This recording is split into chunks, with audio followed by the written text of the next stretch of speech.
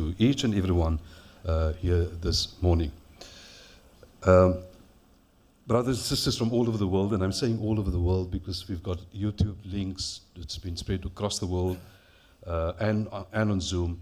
I greet you with the greetings of universal peace. Assalamu alaikum wa rahmatullahi wa barakatuh. This is our final Ramadan talks in the current series, and we'll focus on the expected current and future scenarios. As difficult as it is to predict, understanding the global rise in anti-Zionism allows for some degree of understanding where and how this possible collapse of Israel may occur. How the world navigates this as more and more governments find the truths of the decades-long occupation hard to ignore and also to digest. Not only the occupation, and that includes the lies. This requires a somewhat deep understanding of all the factors at play and what the future for Palestinians hold. So we've assembled our panel of esteemed guests who have an understanding like very, very few. As we referred to in last week's and the previous week's talks, Academia Library and its work is supported by good people like you. We're not a profit-driven entity. We have and continue to depend on the good-heartedness of philanthropists such as yourselves, and to continue to support the Academia Library as you've done over the years. In fact, to make it easy for you, we have a donation box outside.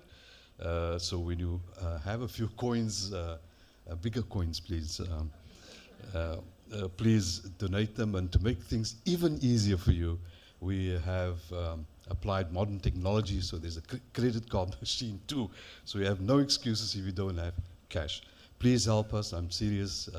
We have no other funding other than donations, and the work that we do is driven by the donations that good people like you give us. So support us and donate generously. It now gives me great pleasure to introduce Sheikh Riyad Walls. Sheikh Riyad embraced Islam in 1991, traveled for the better part of 10 years in North Africa and the Middle East, studying at various institutions and at the feet of different scholars. And he's been to Morocco, Medina, Yemen, Egypt, Somalia, Syria, alhamdulillah. He attained a bachelor's in Arabic and Islamic studies and went on to do a master's in Arabic, which was put on hold, unfortunately, because of COVID. And I trust that he has picked up the cudgels to continue, inshallah. We're going to check up on you, Sheikh. Recently, he did a diploma certificate in Islamic Jerusalem Studies, and this is interesting, through Ankara University in Turkey. And when I had a brief conversation with him, the depth of understanding of what has transpired since 1948, in fact, before that, was absolutely stunning. So hopefully we'll learn a lot from Sheikh Riyad. He's currently the Imam of Masjid al-Sunni in Rondebosch East, and he's also presenter of Palestine, the Holy Land, on Hilal TV, and also working currently in Arabic translation. That's Sheikh Riyad Walls. I think a good hand would be appropriate. Now I'm reading out the names in the sequence in which we will ask them to give their brief talks. The next would be Professor Elan Pape. He'll join us via Zoom a little bit later on. We did a sound check this morning, and the picture was very clear, the sound was very clear, so hopefully that'll be okay. I don't know whether it's sabotage or what it could be, but when I spoke to him this morning, he said that the internet line is down, so he's going to have to do the interview on his phone. I don't want to say it's sabotage, but one never knows. Elan Pape, as many of us would know, is an Israeli historian, political scientist, and former politician. He's a professor with the College of Social Sciences and International Studies at the University of Exeter in the United Kingdom, director of the university's European Center for Palestine Studies, and also co-director of the Exeter Center for Ethno-Political Studies.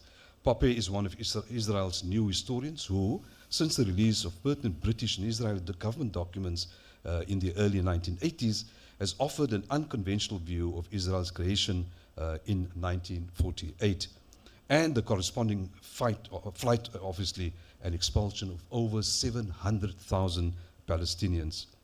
He has written that the expulsions were not decided on an ad hoc basis, as other historians have argued, but constituted a program of ethnic cleansing of Palestinians in accordance with what they call the Plan Dalet, D-A-L-E-T, drawn up in 1947 by Israel's future leaders, Ben Gurion and all those people. In a 2004 interview, Pape said, the aim has always been, and it still remains, to have as many Palestinians eradicated from the area and to have as few Palestinians as possible. And that's why today's discussion is very important, because there's a good chance that they would cleanse Gaza as they are doing from the north to the south. He blames the creation of Israel for the lack of peace in the Middle East, as we currently see, arguing that Zionism is more dangerous than Islamic militancy. I mean, he was referring to the kind of growth of ISIS, and has called for an international boycott of Israeli academics. And here, sadly, UCT, is a huge institution, knowing the fallout of apartheid and its impact on its people, refused to cooperate to have Israel delisted from the academic arena. Pape supports a one-state solution, which envisages a unitary state for Palestinians and Israelis together.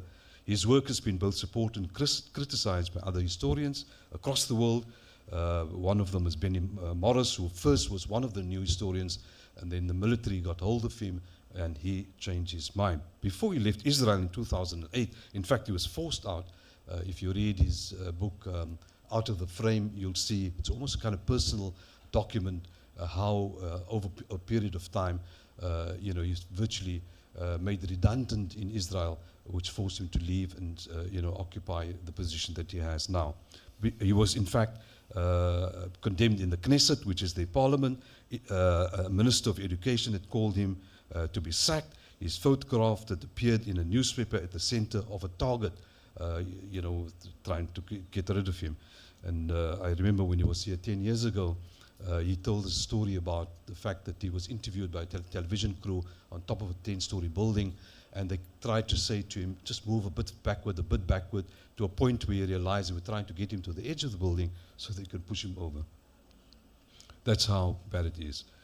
So, and besides that, he's always received death threats from the establishment. We thank Professor Pape in his absence, but we know that we have connection with him. And finally, we have Ambassador Ibrahim Rasool. Ambassador Rasool's life was shaped by a lifelong commitment to justice and coexistence, and forged through participation and leadership in the anti-apartheid struggle. This started at the high school and included, schooled at Livingston, he's a Livingstonian, and included leadership in the UDF, United Democratic Front, and the ANC.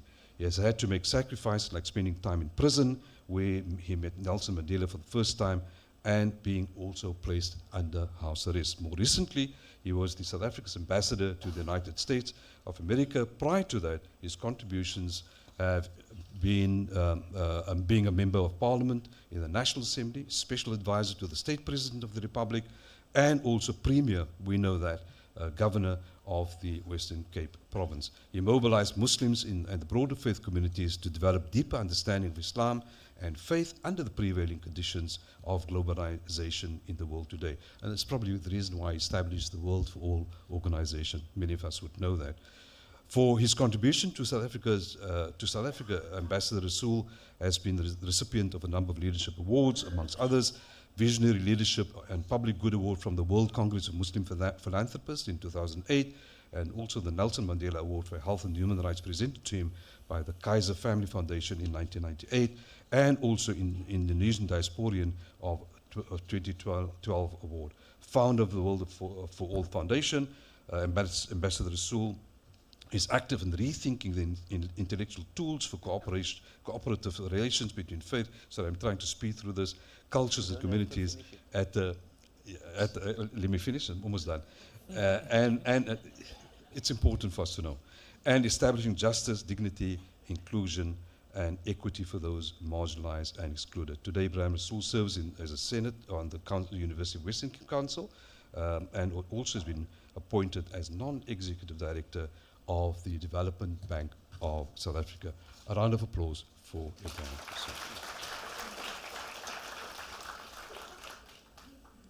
All right, so before we start the talks itself, I asked the co-sponsors of this program today, Professor Yusuf Chikte, to give us a kind of brief background as to the new developments within what they are doing. Assalamu alaikum and shukran. And he wanted to say Yusuf Patel, but I'll give him a mention also in this meeting. But thank you, and it's a great honor and a pleasure to be on the stage here with you. And firstly, thank you to Academia Library for organizing this. I think it's a very important position that they've adopted and a role that they play in the ideas that they sell or the creation of a space for those ideas to be discussed. But he asked me to speak briefly and to speak about the PSC. The PSC stands for the Palestine Solidarity Campaign. We are a secular, independent PBO, a public benefit organization, and we hold Israel to account, particularly for its genocide, apartheid, occupation, and we are single-minded in our determination to dismantle Israeli apartheid together with its settler colonial infrastructure, something which we work very hard at. We've had a month of activity, the Israeli Apartheid Week, which took place over the last month, and yesterday we had Land Day, and there was a mushrooming of activity all across the country to hold Israel accountable, and it has borne fruit. It has borne fruit at the United. It's a pressure. It's a social pressure that has ensured that the UN Security Council had to choke out a resolution of ceasefire against, not ceasefire, a lasting ceasefire, and we must choke them more so that they can get a permanent final ceasefire. But it's not only that. Yesterday was Land Day, and we called for a return of the land to the Palestinians, a return of the refugees, a unity of struggle, and a unity of the people and the land of Palestine. So, and our next phase, as we've learned from this, is to call for a UN resolution, a Unite for Peace UN resolution, to ensure it happens in cases where the Security Council is deadlocked to do something very urgent. And we are working very hard to press the world, South Africa in particular, to call for a Unite for Peace resolution. We want to expel Israel from the United Nations. We want to call for a tribunal to hold them accountable, the leadership accountable for what is done. And we want to call on all corporations who are complicit with Israel in the genocide. We are single-minded, and these are not just general aims that we are trying to prosecute. We are going to go for Old Mutual with its Albert investments, and we are going to go to the PIC and ensure that the corporations in South Africa don't invest a cent in the Israeli companies supporting a genocide. So that is what we're going to do in broad terms. On the 5th of April, I know you're twitching on your toes here as I'm speaking. On the 5th of April, we are organizing, we are supporting the Quds Day rally. Please attend Friday, 2 o'clock, 5th of April, where we give vent to all these kinds of things. We're going to put our demands forward. A very important demand that we want to put forward with the Qibla is organizing this, and we call upon you to come in your numbers, is the prosecution of people who breach the Foreign Military Assistance Act. So we want to hold them to account on that. We are single-minded to do that. We are also calling on the South African government to permanently expel the Israeli ambassador, to dismantle the relationship that they have with the diamond industry and all other industries, and ensure that there is no country in South Africa which provides diplomatic cover. We're going to go to the embassies, the US Embassy, the UK Embassy, and the German Embassy in particular, who continue a practice of racism in this world. But you can take over now. I can carry on if you want me to. But please support us. It's a great moment, and it's great to see people here who've been in the struggle. So let us do it one more time. Thank you.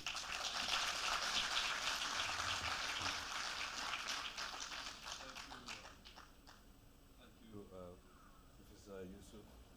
Is the mic? Yeah. There we go. Thank you, Professor Yusuf. Where Professor Yusuf gets the energy from, he's either on the roads or he's in talks like this. And God bless you. I mean, really, you have been a campaigner for years and years, and maybe you'll continue to do what you do. All right, so today's topic is unfolding scenarios for Palestine and the quest for justice and peace within Palestine. And what we're trying to look at is it still a one or two state solution? And Professor Pape, as I said earlier on, has always said that it should in fact be a one state solution that's kind of negotiated between both the Palestinians and the Jewish community. Or, number two, this complete destruction of Gaza as we now see, and eventually the West Bank, because that's the plan, to de-Arabize the region over a period of time, again in terms of the planned Dalit. And we'll maybe touch on, maybe one of the speakers would touch on the collusion by the Arab states within the region, and lastly, whether it is possible that it could be a complete regional war that encompasses all the nations from Jordan to Syria to Lebanon to Egypt and possibly even beyond that. Those are the kind of possible scenarios that we're going to try and explore. The first speaker today, thank you very much, Sheikh Riyad, for agreeing to be here this morning. I'm astonished at the level of detail that you've gone into study the area, and hopefully we'll learn from your experience. Over to you.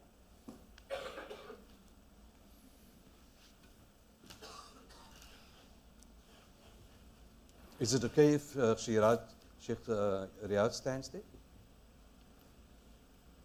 Okay.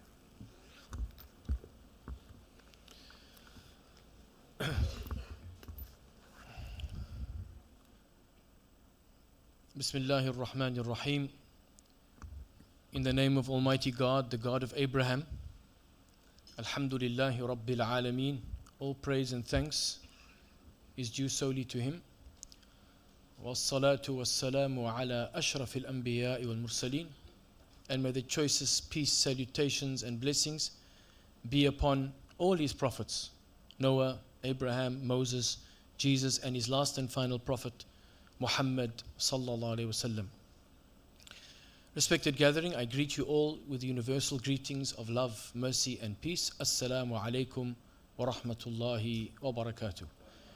May the peace, blessings and mercy of Almighty God be upon you all. Shalom alaikum. Is there a solution?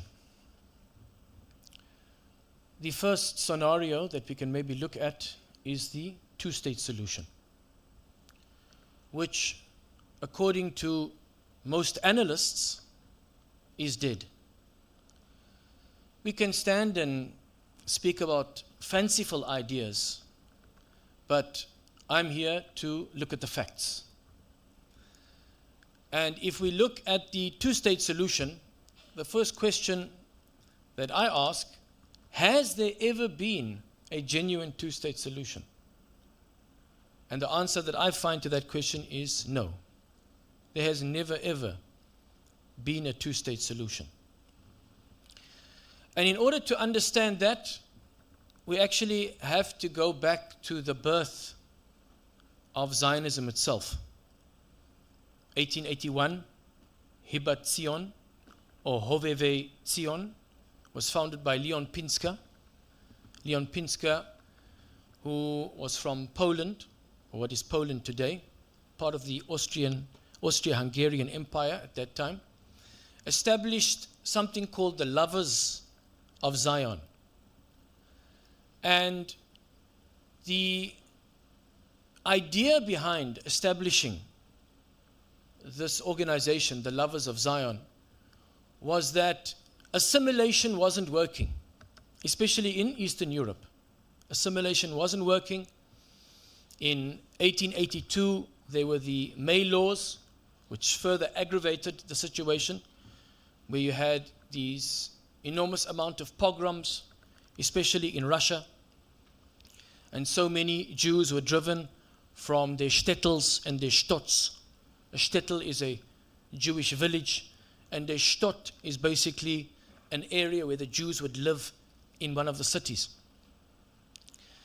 And then that further developed into political Zionism. In 1896, Theodor Herzl wrote his book, Der Judenstaat, which actually doesn't mean the Jewish state. It actually means the Jews' state. Der Jüdische Staat means the Jewish state. In actual fact, he was immensely criticized by a man by the name of Asher Ginsburg. Asher Ginsburg, who is the father of cultural Zionism. Because, when we speak about Zionism, we're not just speaking about one strain. We're speaking about labor Zionism and general Zionism. And we're speaking about cultural Zionism. And we're speaking about religious Zionism, which is the most dangerous of all the Zionisms. And I will explain why.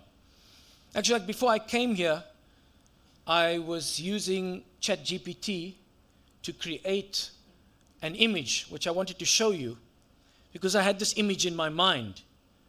And ChatGPT, so-called artificial intelligence, didn't look very intelligent, the picture, but anyway, was a picture of a mad scientist standing over a cauldron with Zionism written on it. I had to have that,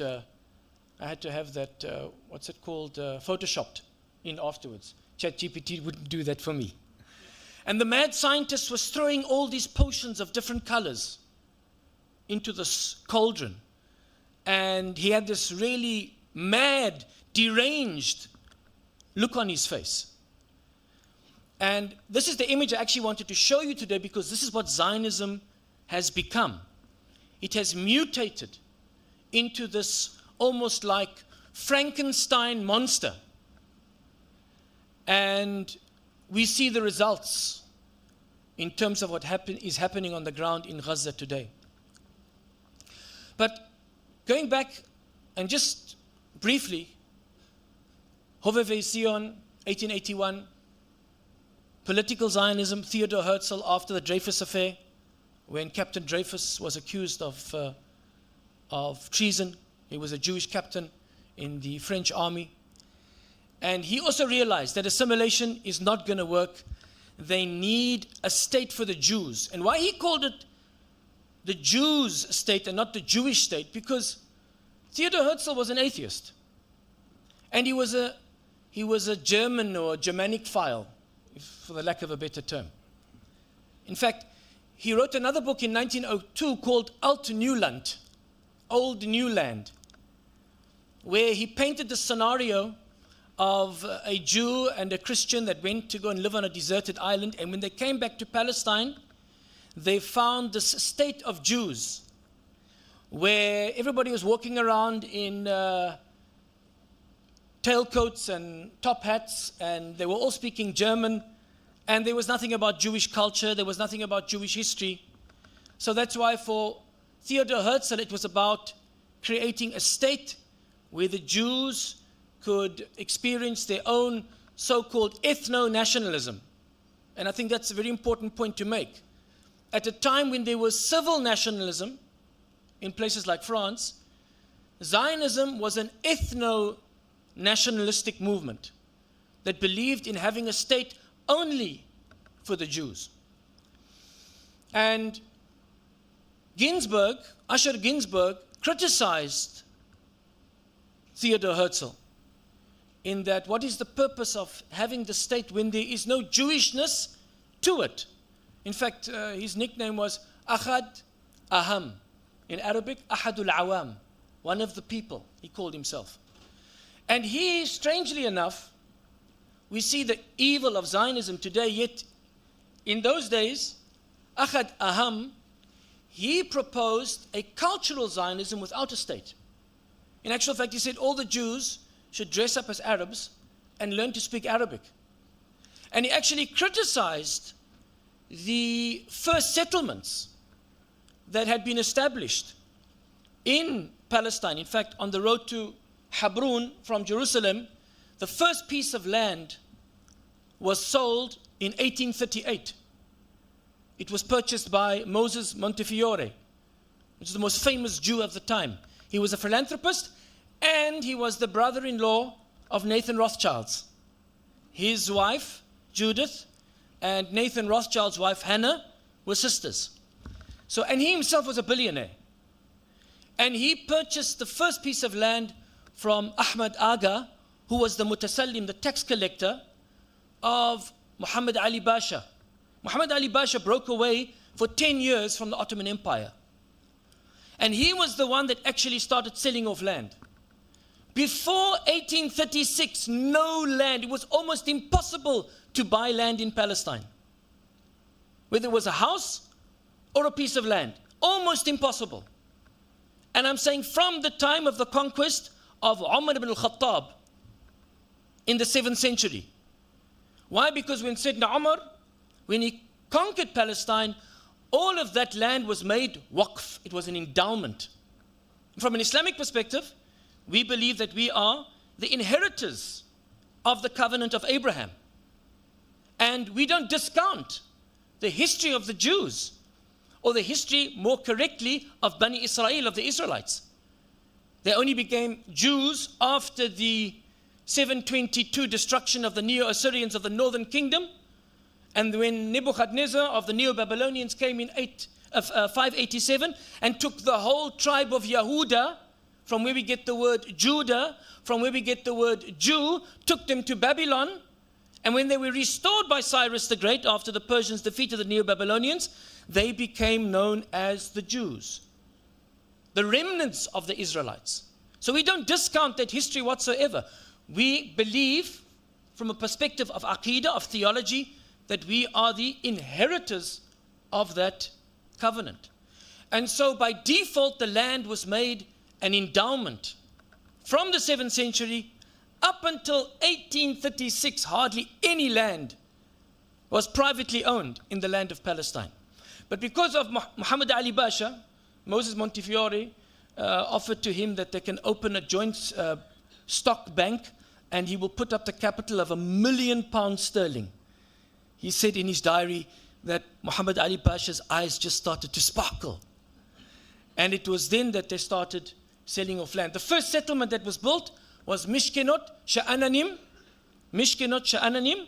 And at that time, Jews were less than 4% of the population in Palestine. So when the Zionist idea started to formulate in Eastern Europe towards the end of the 19th century, and with the advent of political Zionism, they wanted now to establish a state, whether it was a state for the Jews that would then become a Jewish state. I mean, even Ahad Aham, who wasn't interested in initially establishing an independent Jewish state, said that, but at least we must become a majority in the land.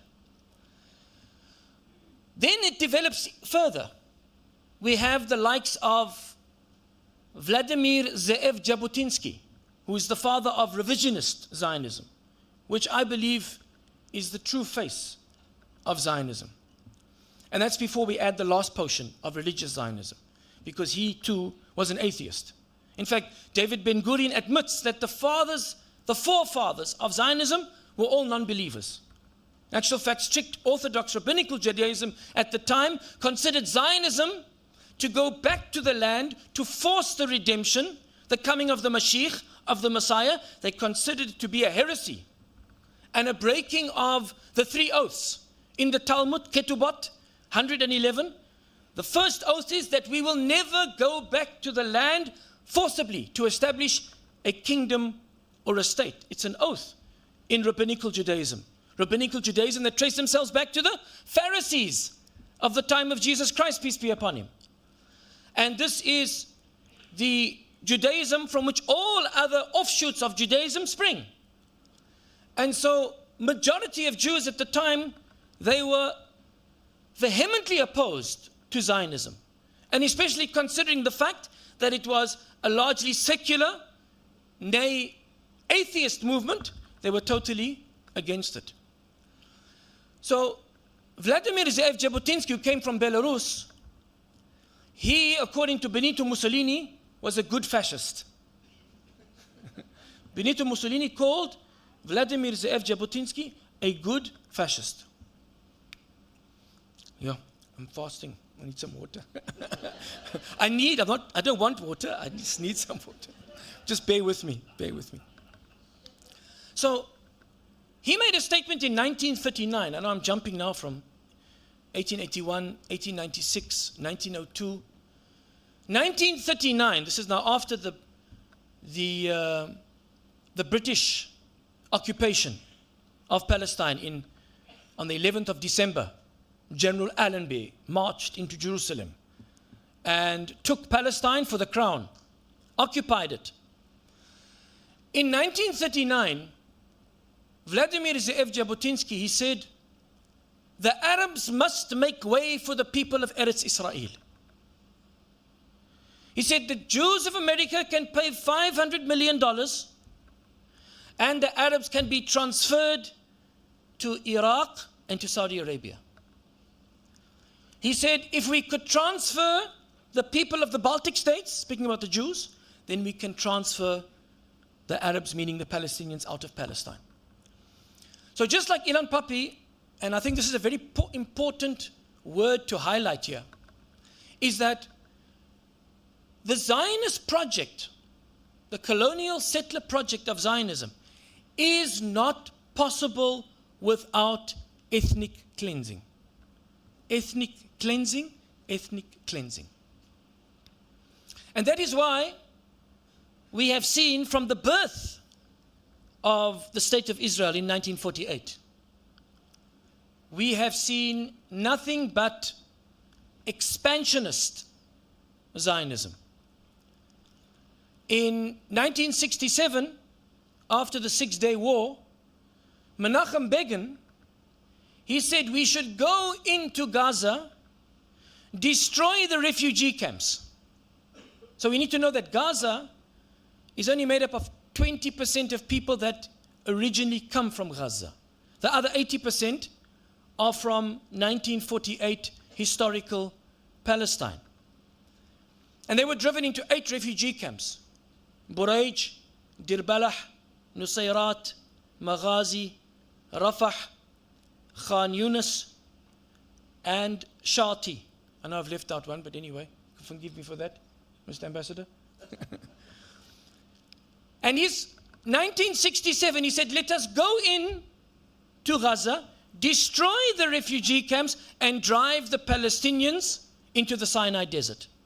This is an old project. It's an old project. And you hear this false narrative that it's the Arabs' fault because they were not happy with partition. Well, according to David Ben-Gurion, he wasn't happy with partition either, but they said they will go for it for the time.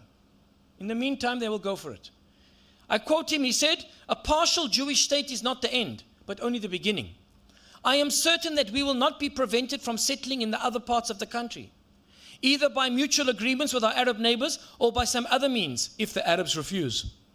We shall have to speak to them in a different language, but we shall only have another language if we have a state.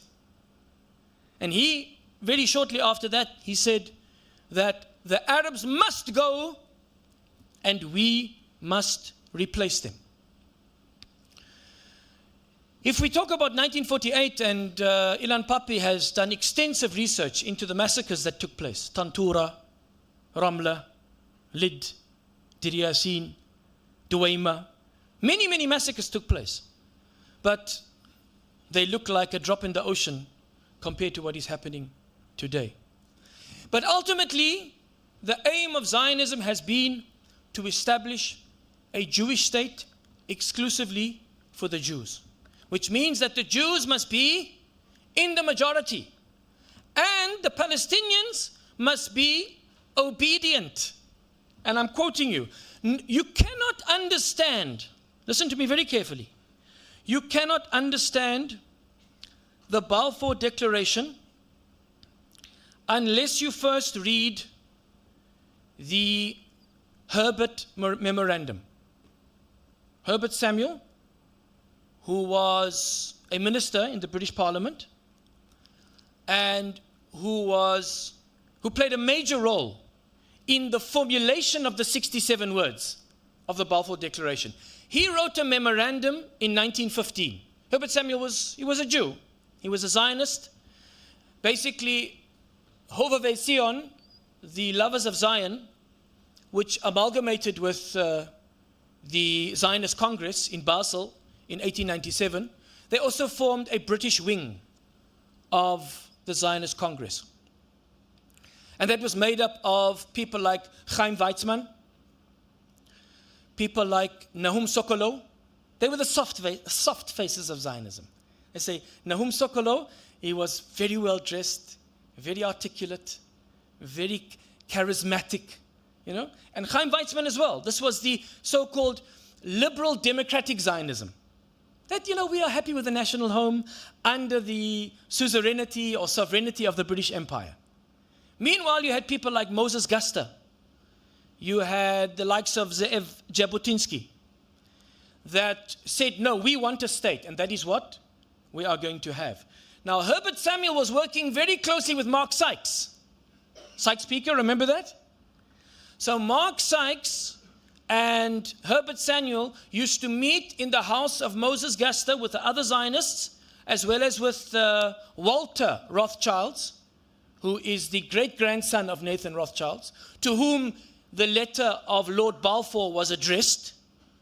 In fact, he wasn't a Zionist to start off with, but he felt basically he was coerced into supporting it because they believed that by supporting Zionism, that their assimilation that they had worked so hard to do, so hard to attain by being recognized as British subjects, that would be compromised. For only that reason, they were against Zionism in the beginning. But he ended up being the leader of the Zionist Congress in Britain, and they were the biggest financiers of the organization. So Herbert Samuel, he writes in his memorandum, 1915, remember Balfour is 1917. He says, if the attempt were made to place the 400,000 or 500,000 Mohammedans of Arab race under a government which rested upon the support of 90,000 or 100,000 Jewish inhabitants, there can be no assurance that such a government, even if established by the authority of the powers, would be able to command obedience.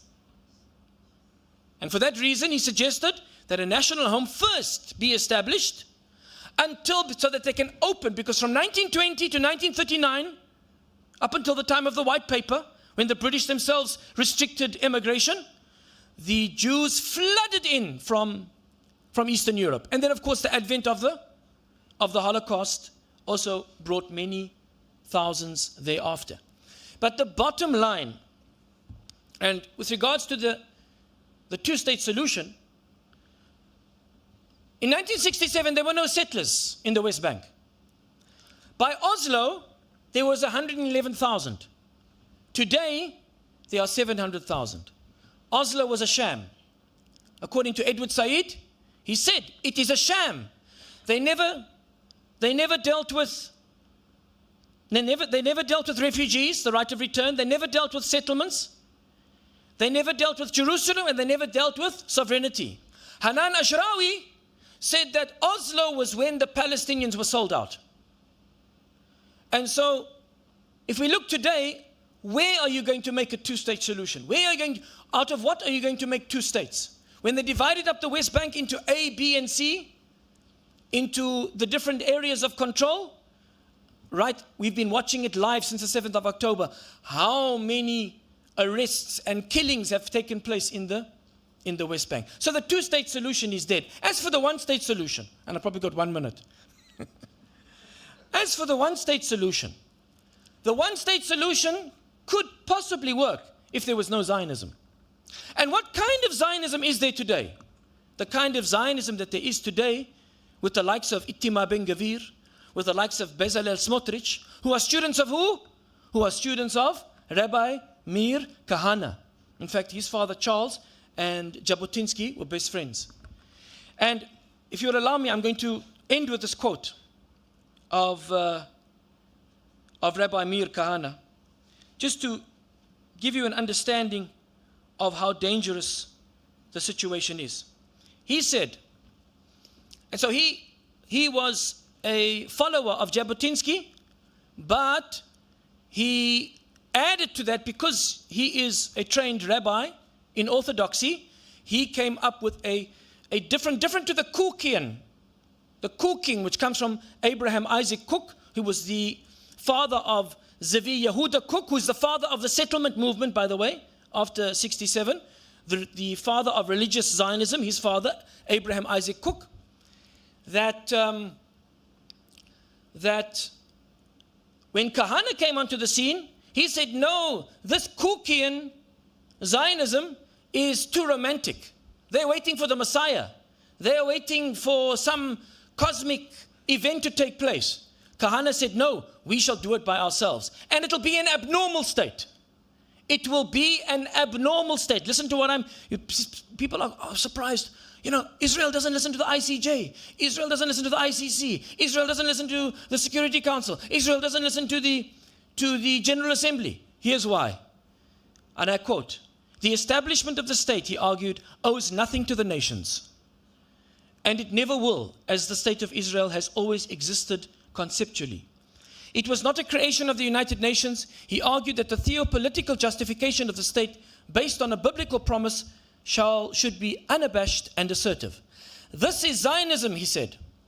And this is the Jewish claim to the land of Israel. Not a nationalistic one, not simply because we once lived there, not because of a Balfour, a League of Nations, or United Ones, not a request or a plea, but a proud claim based on divine grant. He said, if we are chosen, then we are a certain kind of people with a certain kind of role and a certain kind of state. There is a chosen people, a chosen land, a chosen state, and a chosen destiny. The normal rules of nationhood and statehood do not apply. The normal rules of nationhood and statehood do not apply. The normal logic of foreign policy is not ours. If we obey the call of the Jewish destiny, the command of the Almighty, we shall endure and live, both in this world and the next. If we do not return to the Jewish role, we will pay a terrible price, for the ultimate redemption comes wiping away our sins with the suffering of pain and war. We know that Mir Kahane was assassinated, and one of his students was Baruch Goldstein, who in 1994 shot at 800 worshippers in the mosque in Habrun, in Khalil, killing 29, injuring over 170. I end with this. If we look at the state of Israel today, the state of Israel is behaving exactly like Baruch Goldstein.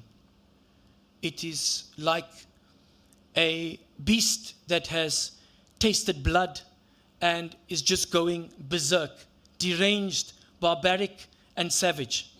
And they see this as the opportune moment. Like Ben Gurion said. He said, the Arabs must go, we just need an opportune moment, like a war. And I think this is why they are going for the judge. They want to liquidate Palestine. They want to ethnically cleanse Palestine of the Palestinians. And unless, just like after the Second World War, when Germany had to go through denazification, unless Israel goes through de-Zionization, for the lack of a better term, there is no way that there can be a one-state solution. The only solution then is going to be a zero-sum game, and that is, as you mentioned, that is going to be a war. Regional war. And with that, we ask the Almighty that we might witness the liberation of Palestine in our lifetime, and that peace and justice and truth can reign through the land. وآخر دعوانا أن الحمد لله رب العالمين والسلام عليكم ورحمة الله. Well done. Well done. Thank you so much, Sheikh. Deep understanding of the history of the region. I think it's important to also know the background to where we find ourselves today. And thank you so much for your, and I think maybe out of Ramadan where you can sip some water. We can perhaps have you giving us a lesson on the history, a deeper understanding of the history of the region soon, inshallah. Let's see how we can arrange for that. All right, so without further ado, I'm sure Professor Elan Pape is waiting for us. If we can make contact with him, Fahad, please. And if somebody could just put off the lights.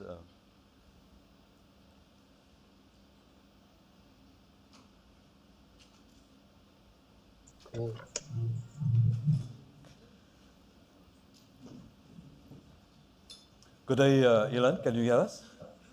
Yes, I can hear you. Thank you so much for your time, Elan. And, Elan is not a personal friend, not only a personal friend of mine, but a friend of Cape Town, a friend of South Africa, and a friend of the world, I must say. He's written extensively, and those of us who've read his works, and I enjoyed, Elan, your Out of the Frame in particular, because it's almost a kind of autobiography of how he was expelled from the university in Haifa. The other lights also, please, if somebody can just put them.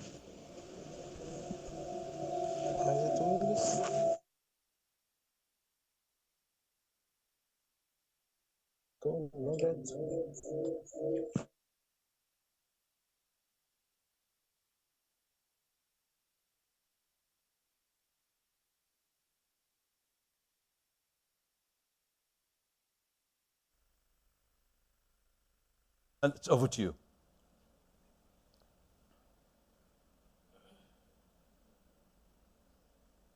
Elan, can you hear us?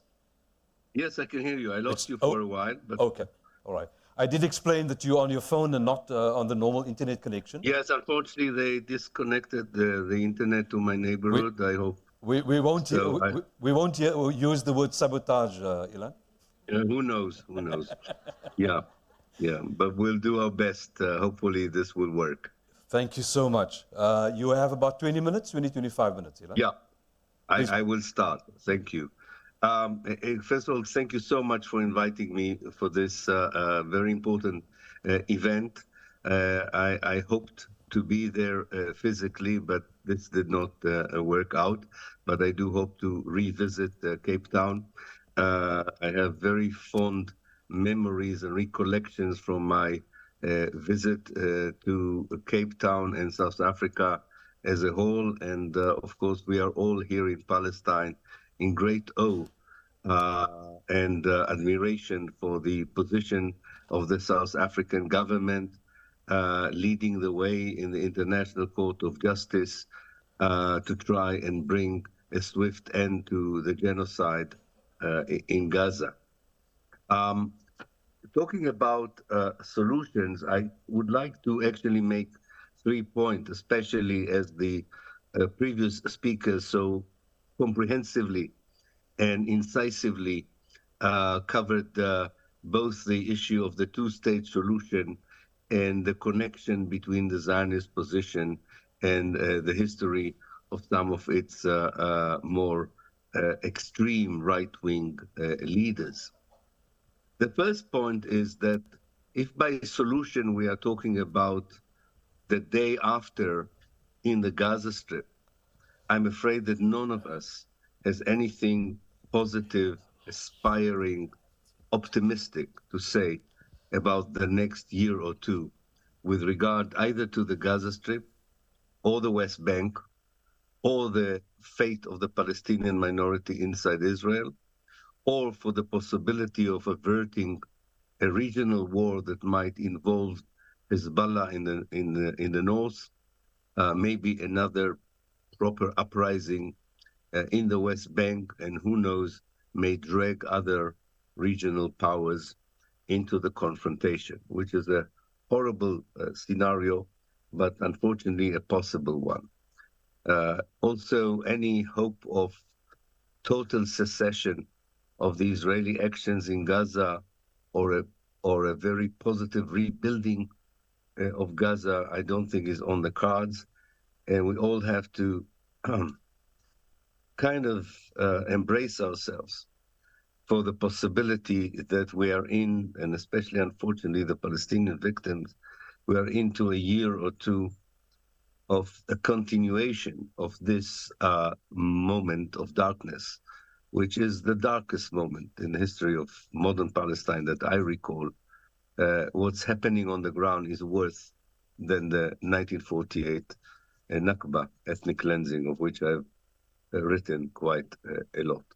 So the first point is that of course, we should all double, triple, quadruple our efforts, very much like the move to the International Court of Justice, in any way possible, and ask societies around the globe, especially in the global north, to put pressure on their governments to sanction Israel for its genocidal policies, and at least bring a halt to the very acts of killings and destruction, and not letting the situation substitute to deteriorate into kind of an incremental policies of destruction and dislocation and displacement, which Israel is very good at, as it did in the West Bank after it reoccupied it in April 2002,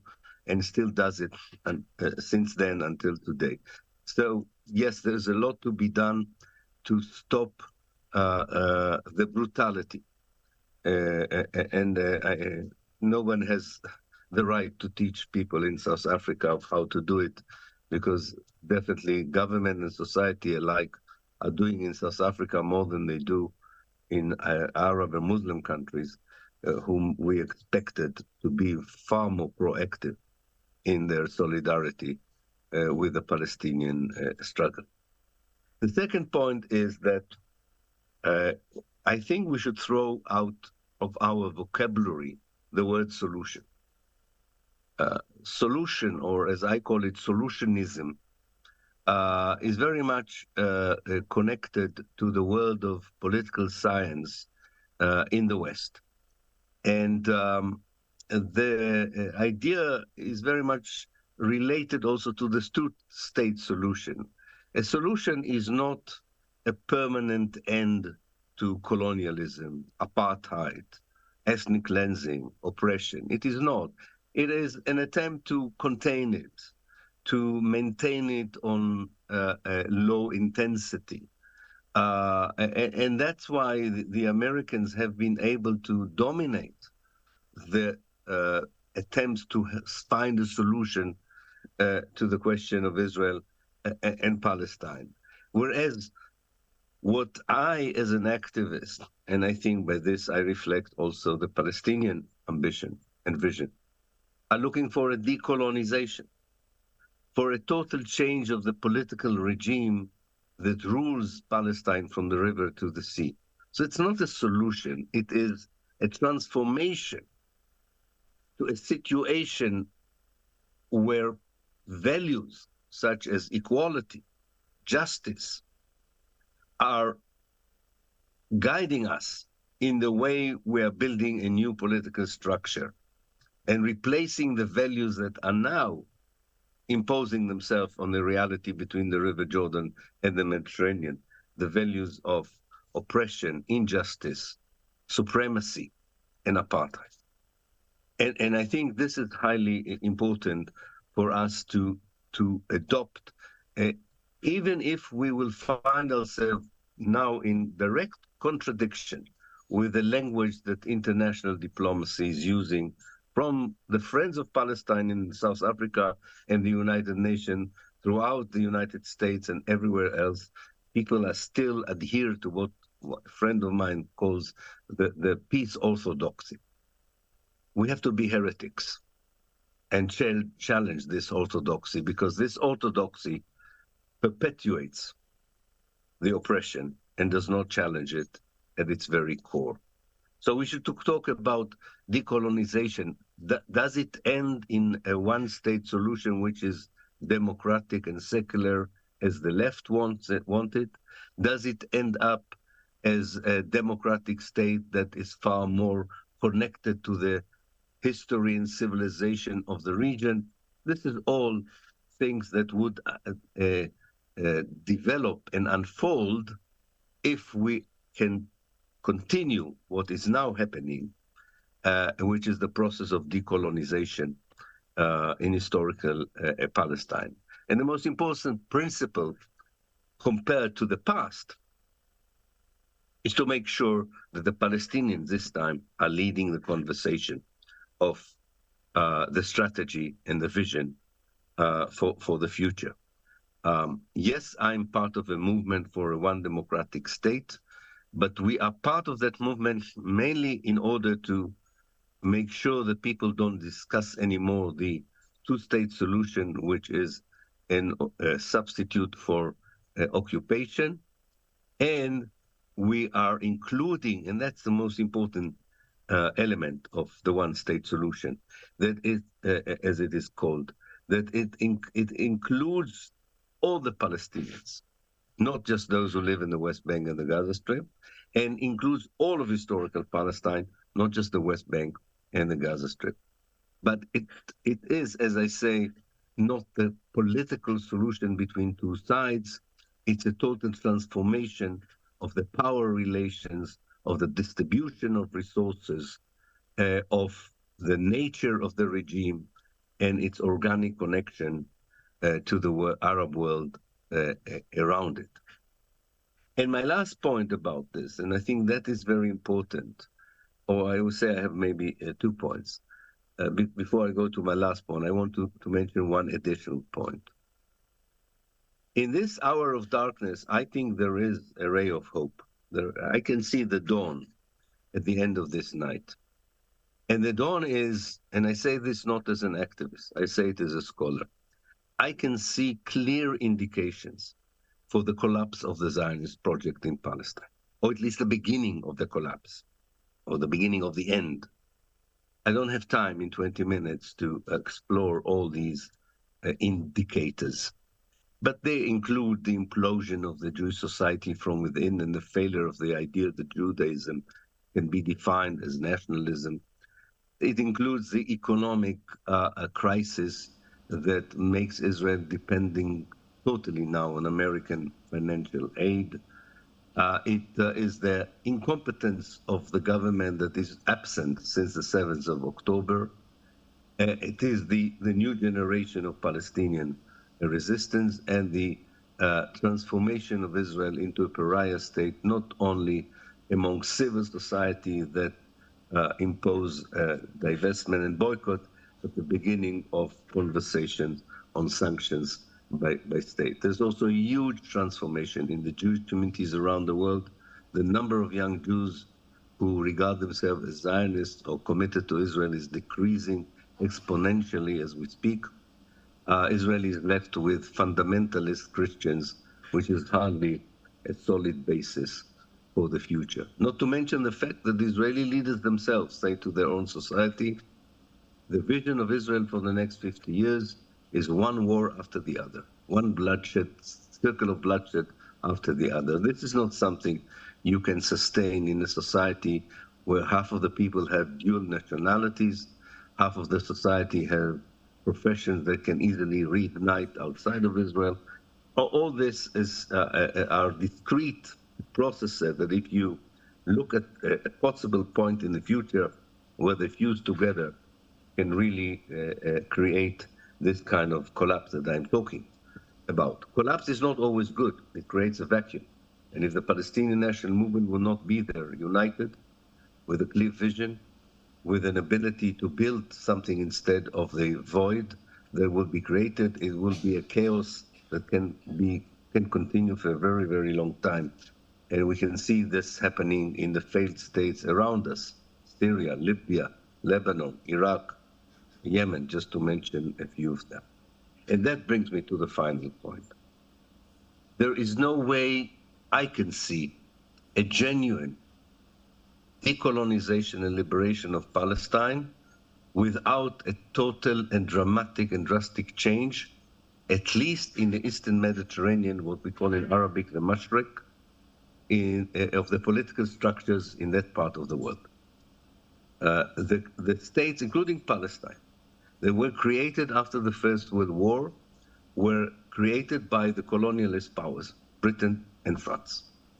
And Britain and France imposed the European idea of a nation state, what we call the Westphalian nation state, on the demographic and culture metrics and mosaic that was the Eastern Mediterranean. A totally unfitting political system to the way people lived and knew how to live and thrive before the First World War. This was a society where communal identities were respected. What is now called derogatively sectarianism was something that was praised and welcomed, and there was common ecumenical frames that enabled people to share villages, towns, relationship, and so on. There will be a need to rebuild the whole Eastern Mediterranean politically, and in it also rebuild Palestine. And this is important because one of the, as some of you may know, I edited a book that compared apartheid South Africa to Israel. And one of the criticism we have when we do these comparisons is to say, yes, but you know, the Jews are not a small minority as the whites were in South Africa, which is true. But the Jews are a very small minority in the Eastern Mediterranean. And the only way the millions of Jews who are now in Palestine will be able in the long run to be accepted and not to be alien and not to be alienated by the area is to be part of that mosaic, part of that matrix of ethno-cultural communities that know how to live together, live and let live together, and create this kind of political structures where you can regenerate the huge human potential that the Arab world has, so that the kind of dismal chapter, not only in the history of Palestine, but in the history of so many countries, and I'm particularly painfully looking at Syria and Libya and Yemen, that would take them out of that misery, of which of course is amplified by imperialist policies, pitting one group against the other, arming groups, and not allowing the societies themselves to take the agency and build a different future. So I think the future of Palestinians and Jews alike is not only in the liberated, decolonized Palestine, but one which is an organic part of a new kind of political reality that I'm sure would eventually unfold in the Eastern Mediterranean. And I say it on the basis of my communication with the younger generations, both in Palestine and beyond Palestine. This is a very different generation from the present people who are leading politics, both in Palestine and in the Arab world at large, and in the Eastern Mediterranean in particular. The new generation has a different vision, different methodologies. They are not organized well enough yet, but I think together with the young people who now march in America, and who knows, some of them might be part of the political elite in the future, there is a chance that this kind of a new reality will unfold. What is very clear is, and this is, I think, the last sentence I want to say, that as dark as this moment is, in 10 or 15 years, the Zionist project will begin to disintegrate and disappear. I pray that the Palestinians would be there to fill the vacuum, because the vacuum will, whether they will be part of it or not, it will happen, because not everything is to the oppression of the Palestinians. There is a huge inherent problem of the very idea of a Jewish state that is not working, and now it is exposed in all its problematic.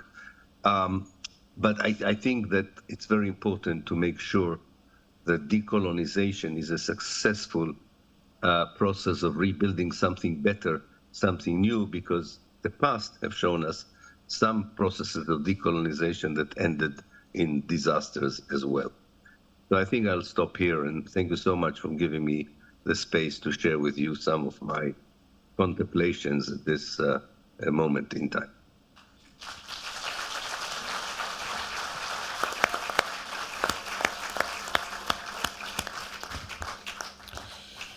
Thank you so much, Elan, for your contribution. I think we've learned a lot, and the idea of this new establishment after decolonization of the mosaic nation. Can somebody put the light on, please? Elan, would you be available to stay on for a while? We might have some Q&A afterwards. Yes, I have another 20 minutes. Is that okay? Or you think you'll go further than 12:30? We might go a your little time? bit beyond that because I've got Ambassador Ibrahim Rasool on next. I think you know him too. I will try to push forward another meeting because I thought the meeting was until 12:30 your time. All right. So I committed myself, but I will try. All right, At least wonderful. to be until quarter to one. Let's see what happens. Let's see what happens. Okay. Without let's see. further ado, if I'm not, going to do ask. forgive me because I have another appointment. wonderful. Sorry. Okay. Without further ado, Ibrahim and also Sheikh Riyad. Thank you so much, Elan. We'll connect. And just while Ibrahim is preparing himself, I don't know whether I should say this, Elan, but he did say that there's a possibility that he might be available to come down to South Africa in September. Let's pray that he does. Yes, inshallah. indeed. Yes, indeed. This is not changed. This is not changed. We just love you too much, Elan. We can't be without you. Ibrahim. Thank you. I will be with you. Thank you.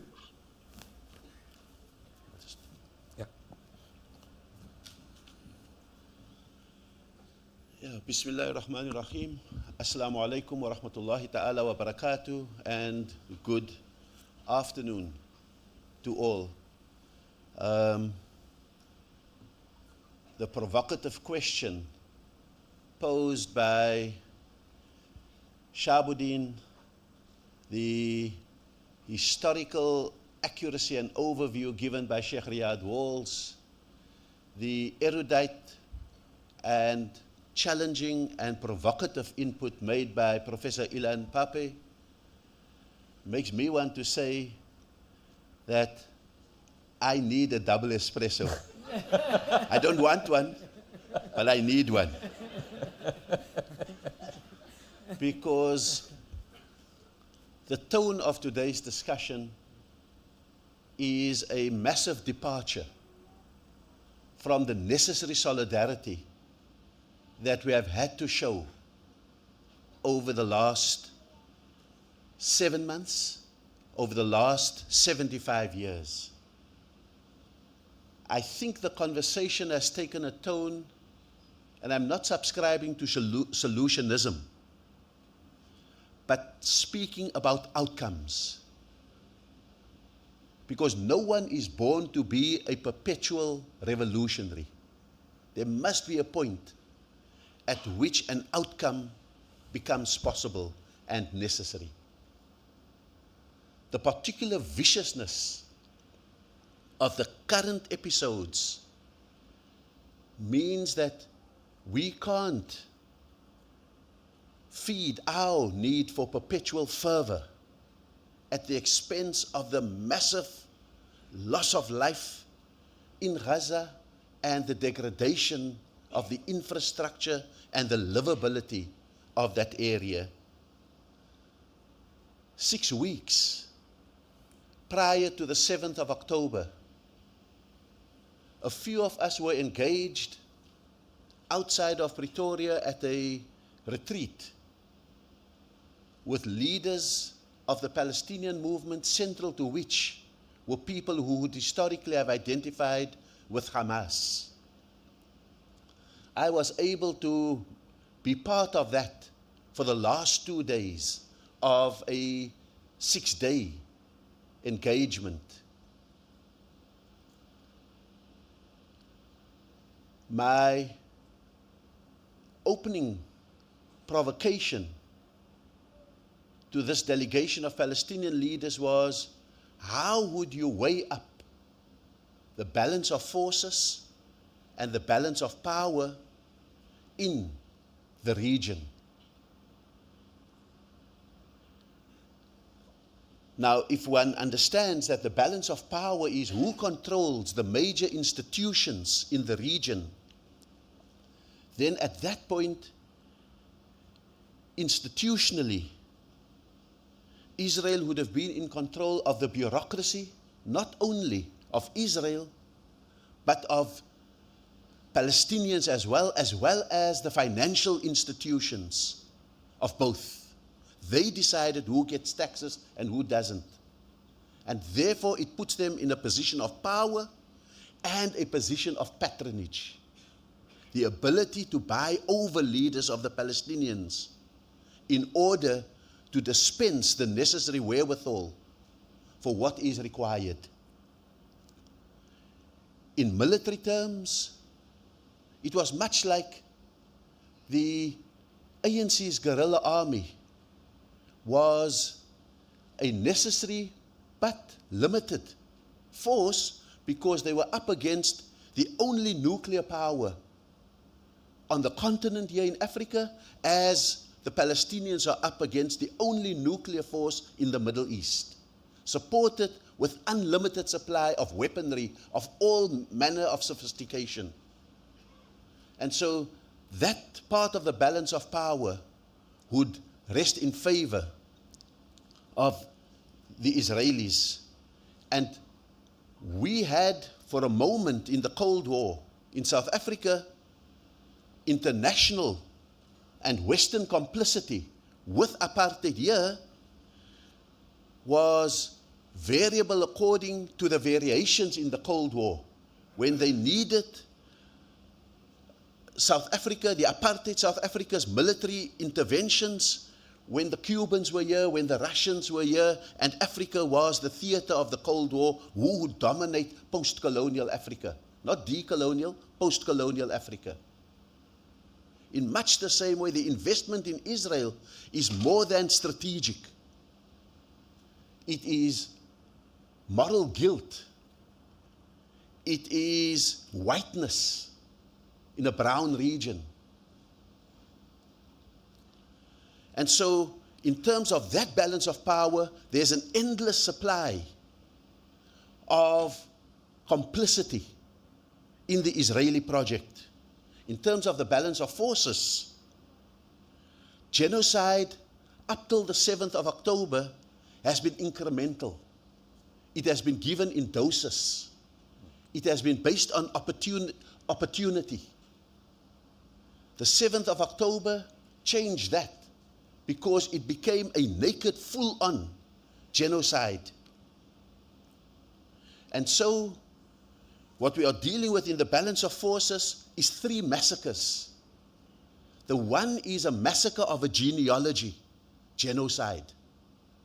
A history of Palestinian existence, because their history, Zionist history, requires that there ought to have been no Palestinians. So you've got to obliterate its heritage, but also its future. And therefore the killing of children is not incidental or accidental. It is the killing of the future of a genealogy. And that's the menace of this genocide that is now unbridled. The second massacre is a vericide. If verity is truth, it is the massacre of the truth. It was accepted at that point that Israel was the victim of history, that every act of war was an act of self-protection in an anti-Semitic region that hates all Jews. And the third one that is partly a topic of our debate today is the third massacre, the patriarchide. Not patricide, because that's the killing of fathers. Patriarchide, as in patriotism, the murder of a state. Whether it is the historical land of the Palestinians, that's been murdered. Whether it has been any idea of a coexisting one state, that idea will be resisted. Or whether it is even the compromised two-state solution, that idea is not just dead. It has been murdered by facts on the ground. And so, adding to that balance of forces is the existential threat to the Palestinians and the Palestinian struggle of normalization. Up till that moment, had the 7th of October not occurred, led by Saudi Arabia, every Arab state would have normalized with Israel because they face their own pressures. If you have been pumping only oil to the world, and oil realistically only has 70 more years before the world goes green, you have to plan for your post-oil economy, and you have to become dependent for that post-oil economy on the large powers in the world who say to you that the precondition for your post-oil economy is that you will normalize with Israel. If you are an authoritarian dictatorship, the idea of a democratic, even two-state solution for Palestinians is anathema, because you cannot have an island of democracy in a sea of autocracy. And so this normalization may not be because there's evil Arabs. There may be, but it's not that. It's driven by very important projects that they are busy with that, by and large, hands their testicles to the powers that be.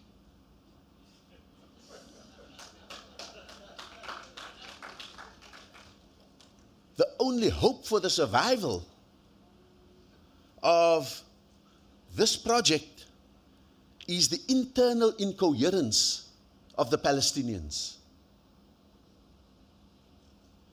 It's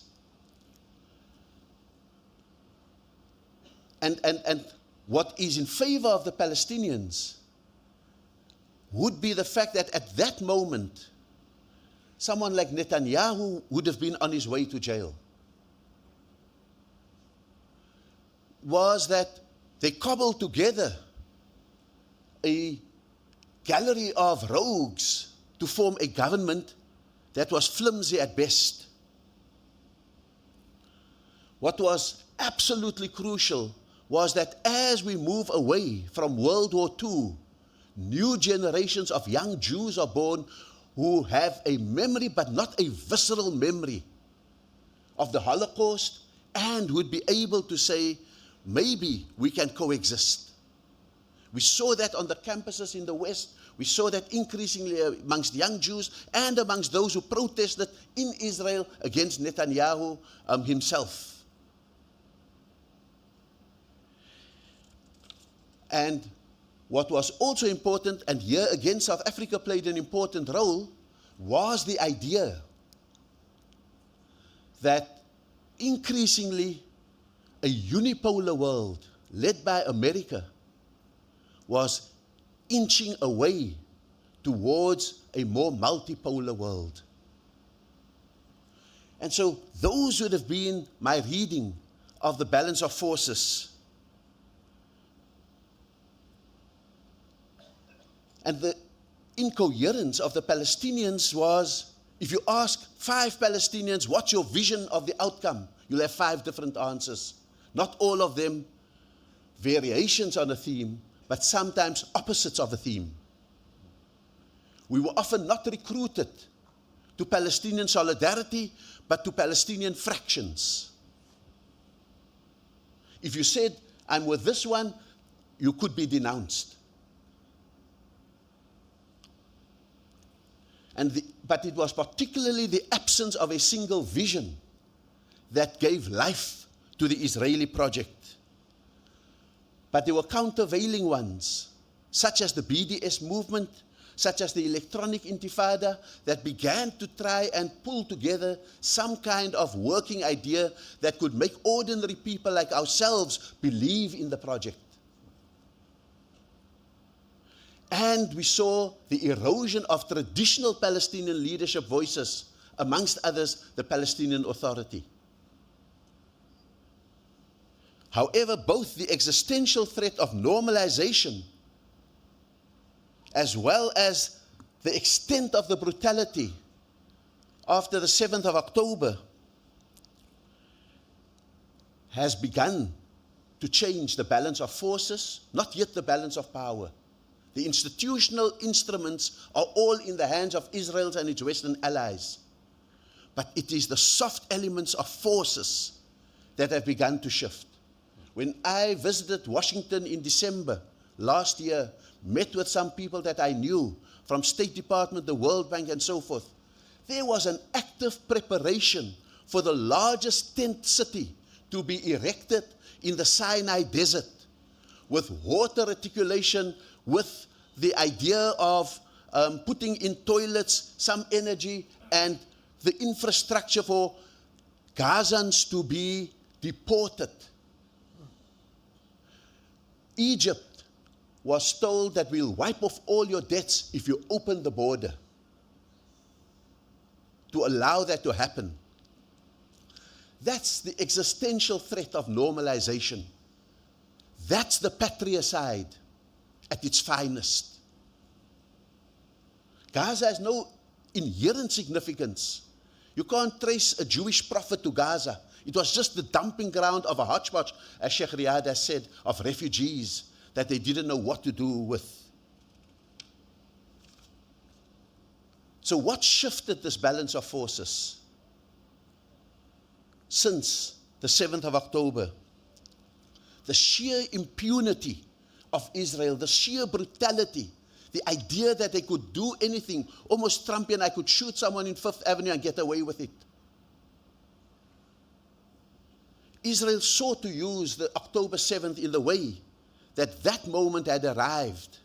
As Sheikh Riyad said, we can get rid of the problem once and for all, and the world is with us. The problem was that they could rely on CNN, BBC, and others in the mainstream media, but they were fact-checked by the barrage of social media that came out of Palestine, out of Gaza, and was able to immediately force even the New York Times to recant on some of its stories. So the vericide was pushed back. And the third one that was absolutely crucial was South Africa's intervention in the ICJ. We call it South Africa, but we know that not all in Parliament is on the same side of that equation. And so, when I was in Azerbaijan, people are amazed that Muslims are debating who to vote for. They said, you can have your problems as citizens, but the Ummah needs a strong party to maintain this momentum, because we got this breakthrough because of what your government has been able to do. And what have we shifted with the ICJ? It's not about whether we got the ceasefire. It's not about whether we got Israel's hands withdrawn. It is that we shifted the narrative from Israel as the victim of history to Israel as the perpetrator. From Israel as the heroic rise of a Jewish people to Israel as the vengeful brute on the international scene. From Israel as engaged in self-defense to Israel engaged in aggressive occupation. Israel as moral to Israel as a brutish, non-ethical entity in that part of the world. Israel as a competent democracy to Israel as a fragile ethno-autocracy. Like in our case, autocracy with votes for some. And what we shifted in The Hague was the idea that history started on the 7th of October, and we shifted that to history starting in 1948, at least. That's the narrative change that has created the shift in the balance of forces. So the question today is, what allows us to use this beachhead that we're on? We're not there. We are not out of the woods, nor are we in the promised land, but we're on a beachhead. Now, how do we use this beachhead in the shift in the balance of forces and devise the strategy that will lead to the outcome?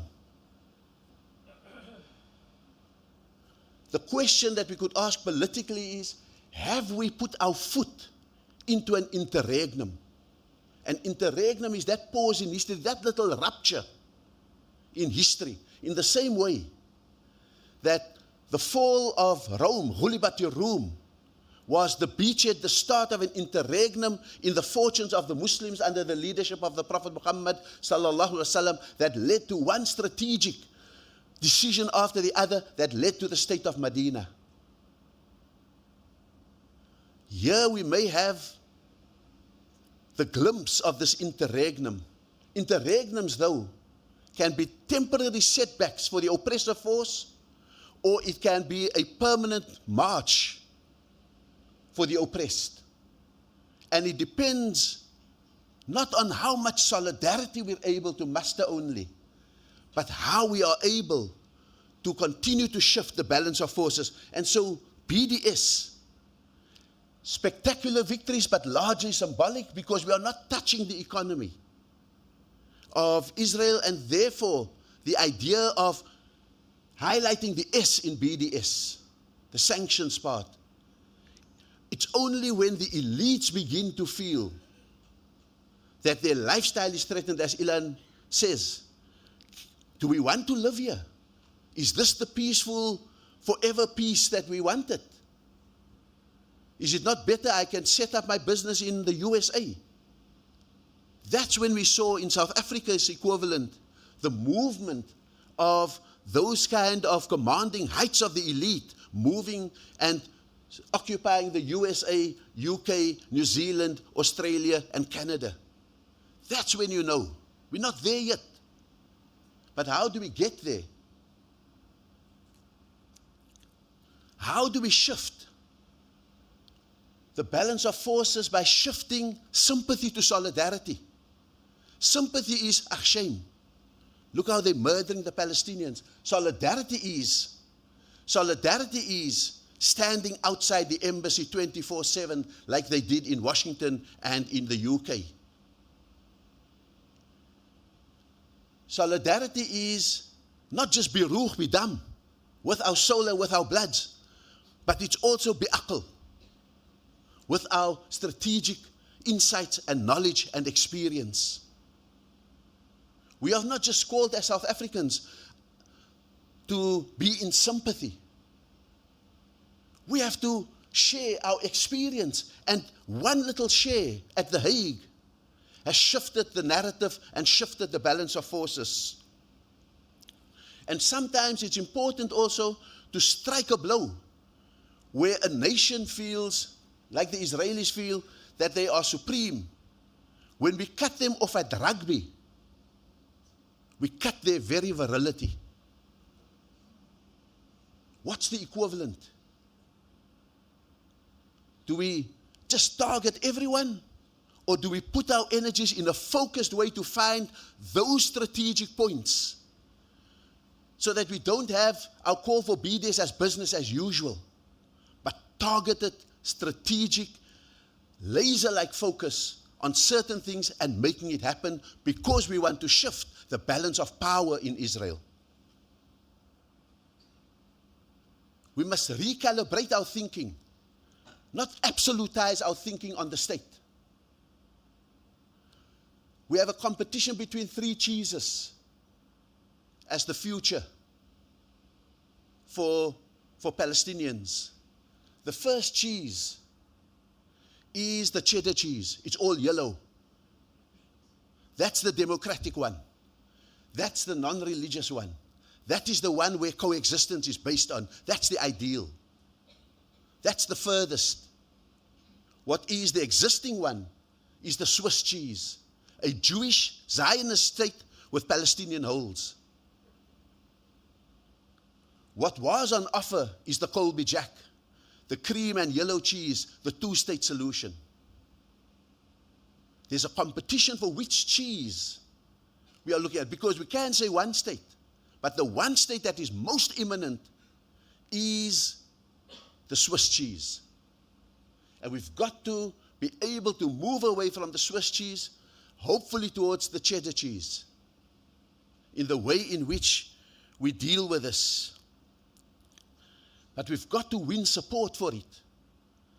Our description of the cheddar cheese must not be divisive, alienating, and frightening. This is not the time to place. In South Africa, we went to the markets of the world's people, the shop stewards in San Francisco, the fruit packers in Washington, D.C., the shopkeepers in New York and all over Europe, with a simple message: a single, non-racial, non-sexist, democratic and free South Africa. We did not confuse them with our real estate issues. And so we need to understand, how do we excise a vision that can grab the attention of the middle ground of the world, not be frightening, not be alienating, and that is so inviting that it is the ultimate best alternative to living in a permanent military state as a Jew. We've got to increase the disjuncture between the palace and the street.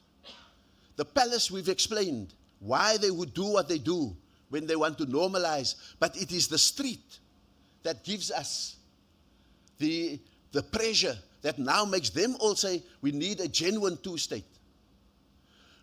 We need the disjuncture between the White House and the street, between 10 Downing Street and the street. Those are the kind of ways in which we deepen and we lead them to the acceleration of the isolation of Israel. The more Israel is extreme, the more we must shift to the middle ground, because we don't want to be their Muslim alter ego, their Muslim mirror image. Because otherwise we give the world a Hobson's choice. Two frightening things on both sides. We've got to occupy that middle ground that we have been plunged into now, alhamdulillah. And how are we going to be able to do that? And so, in the last 30 seconds, we have to ask the question: 4 key questions. Whose coherence will hold? Netanyahu's tentative coherence, or the coherence amongst all Palestinians in sympathy with what is happening in Gaza? And how do we graduate the Palestinian coherence into at least one vision that can excite the world, mobilize them, and move us to that middle ground? Second, how do we continue to occupy the moral middle ground that we are on at this moment? Thirdly, Israel wants a regional war. It needs to cast this as the West versus Shiism. That's why they want Hezbollah to come in. They want the Houthis to do more, and they want Iran to show its hands and so forth, because they know that even here in Cape Town, we will march against anti-Shias and be confused with like deer in the headlight as soon as someone does an anti-Shia thing. Israel wants that because it wants to suck America, Europe, and so forth into their war. They will kill an elephant to destroy an ant in Palestine. The fourth question is,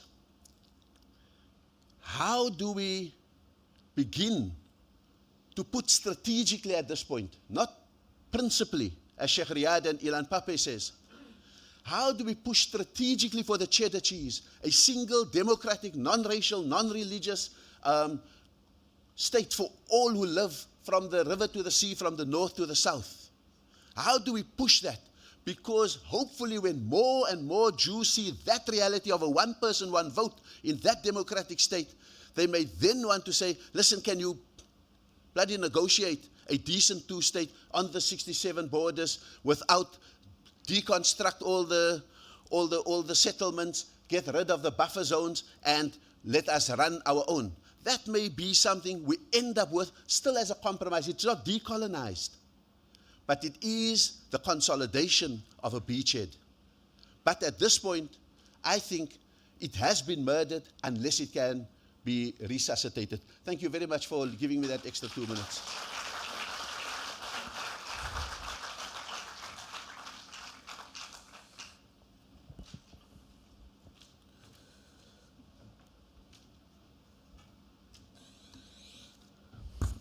Thank you so much, Ibrahim. For the sake of time, I'm going to try and speed up the rest of the program. There's one or two questions. I'm not sure whether Elan is Elan online, Fat? I'm with you. Just a quick.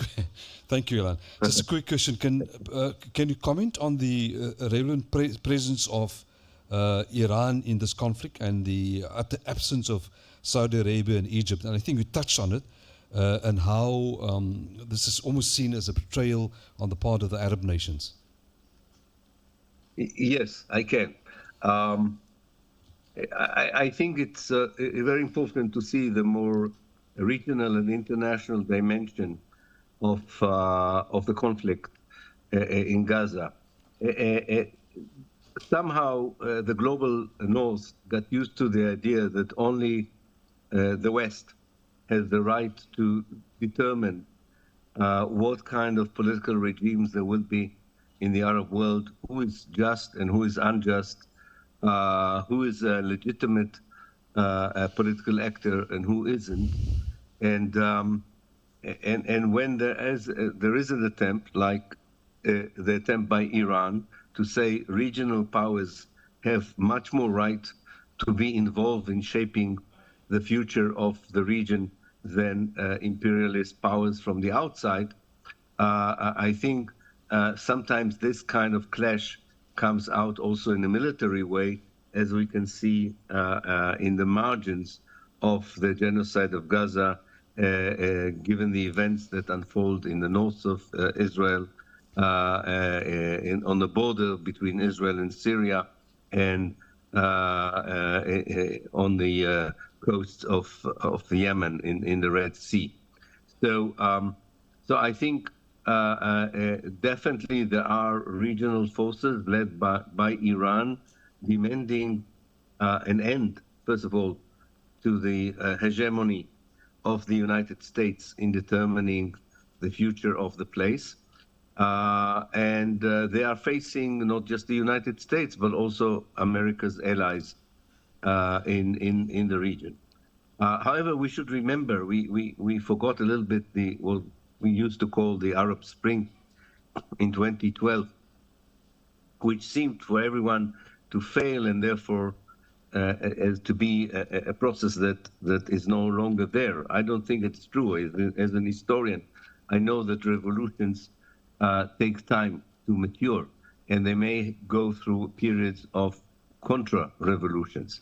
So I think the region is both struggling with American dominance on the one hand, but has also not yet completed transformation from within. A more democratic Iran would be far more effective in influencing the area. A more democratic Saudi Arabia would be far more able to influence the future. And in both cases, democratically, the people all over the region are pro-Palestinians, believe that a decolonized Palestine is part of their positive vision of the future. And therefore, I think we cannot expect much from the regimes themselves, but we do have to remember these regimes are also facing serious challenges from within, and there are these movements of change that resurfaced in 2012, went down again, but I'm sure will resurface again in the future. Thank you so much, Elan. I think we need to go now. I know that you've got some other commitments. Yes, I do. Thank you so Thank you much for so your much. time. And we shall see you in September. Inshallah, of course. Thank you. Thank you very much. All right, so we running short of time. It's 1:45 already, and Noor is in 15 minutes' time. I'll give a few questions, Q&As. Please keep it short, sharp, concise. No comments, please. A question and keep it short. Okay, have we got a roving mic, please? Keep it short, please, so that we can... Can I take 2, 3 questions at a time? There's one there. Here's one. Yeah. Okay. Short, please. Yes, please. I just want to ask a question to the panel.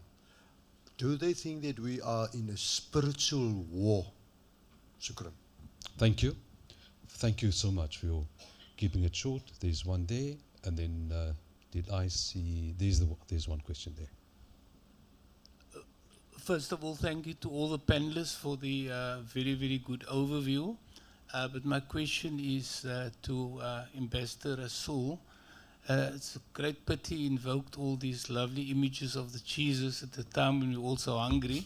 But nonetheless, I just want to focus on the one comment that he made with regard to intensifying the S in BDS. We know that the boycott campaign has been going on for years with impact, but with limited impact on the Israeli economy. How do you see a way in which the component, the S component, the sanction component can be raised to crescendo raised? almost. Yes. Thank Thank you. you. Good question. There's one more there. Thank you for wonderful talks. I was just wondering what you're doing to attract more people.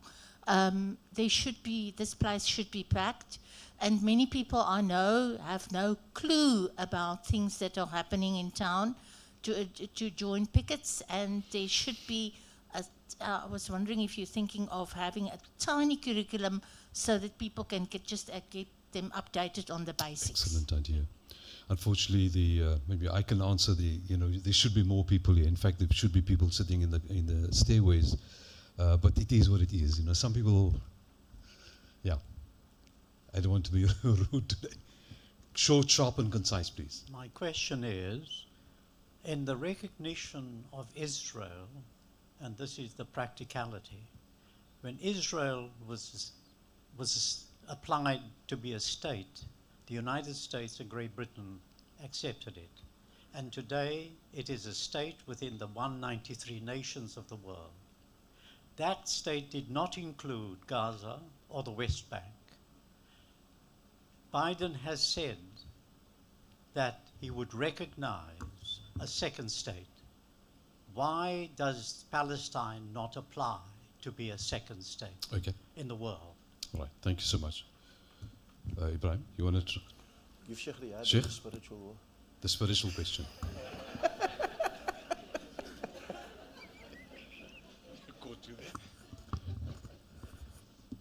That's a khutbah. Do you want a khutbah? What I will say is this. It's not a spiritual war between Muslims and Jews. It is a spiritual war between good and evil. And you can work out which one is good and which one is evil.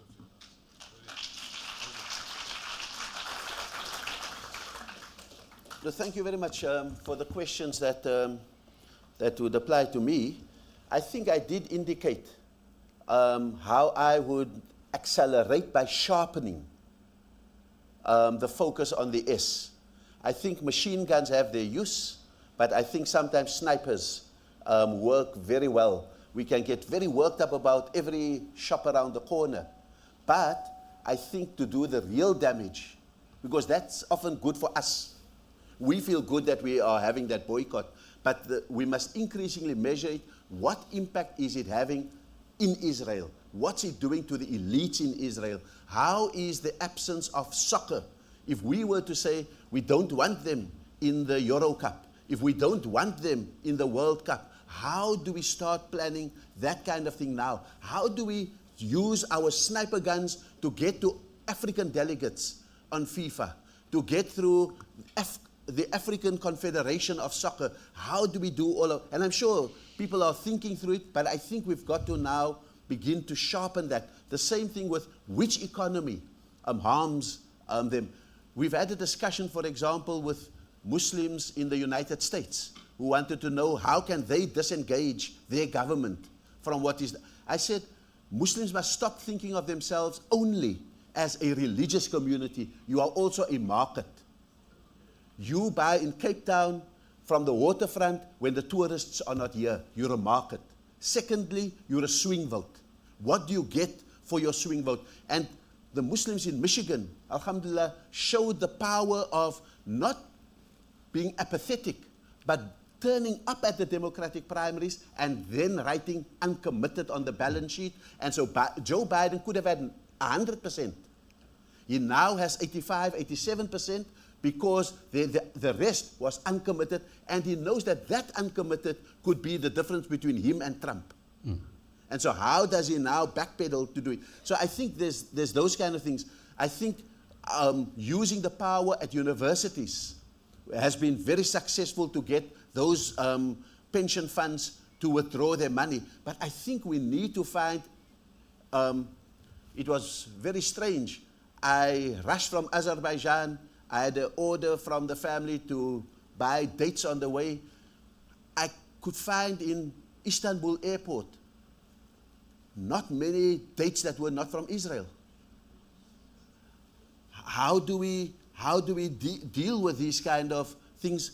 By identifying crucial economies and then going for that. So I would do it by narrowing the focus, not broadening the focus. And then the issue of the recognition. Why does Palestine not apply? I think this is part of the maybe necessary incoherence that if you apply for what is supposedly the second state, have you recognized the first state?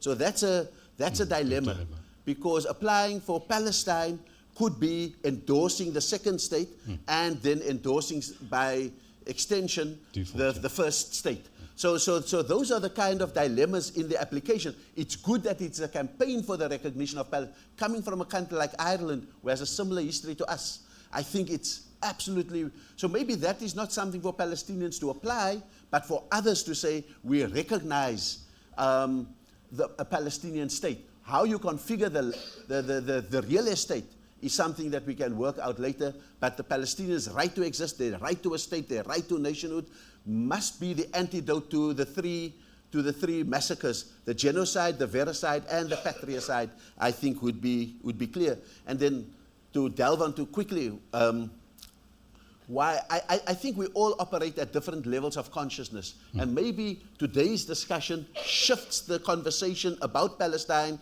from the perpetual sympathizers to the issue of solidarity, to the issue of what outcome, and get our hikmah going, our akal going on those kind of matters as we move forward. Right, we'll take, thank you so much, Ibrahim. 2 more questions only, please, if there are any. Here's one in front. Can we have the mic, please? Whilst you're waiting, there's two more on the top. Whilst you're waiting, Dr. Elan Pape, those of us who are regulars would know he should be here. He's on Umrah at the moment, and please remember him in your du'as. And he does send his wishes, good wishes to all of us. Yeah, right. For Elan Pape, with the global, at the moment, you find that the US is losing its power, especially with the Ukraine. They're not involved or sending, they maybe are sending a military, but they're not like wholly involved like they used to be with the Middle East. Now my question is, what is Russia's role in the future of Palestine? Okay, good. Russia's role. The 1, 2 questions at the back.